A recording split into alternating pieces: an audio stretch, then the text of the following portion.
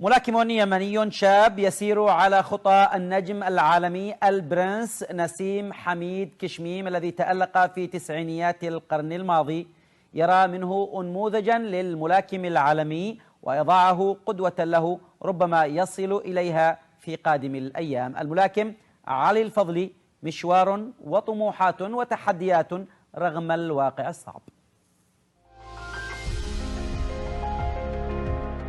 بين الفينة والأخرى تظهر المواهب الرياضية وبالأخص في الرياضات الفردية وألعاب الظل، لكنها تنصدم بشحة الإمكانات وصعوبة الوصول للهدف.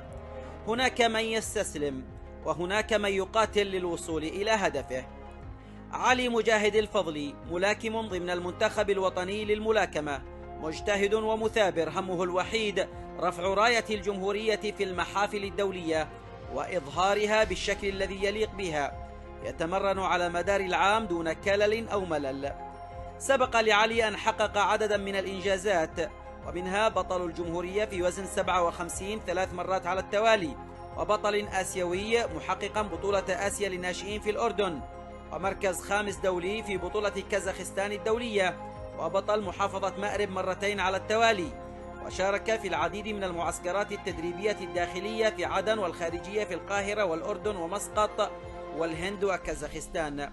يمتلك علي الموهبة ولديه إصرار كبير على مواصلة العمل لتحقيق إنجازات أكبر رغم العروض الاحترافية، إلا أنه يأمل في إيجاد الاهتمام والرعاية والدعم من القطاع الحكومي والخاص للمضي قدما لتحقيق الهدف السامي بتمثيله لوطنه.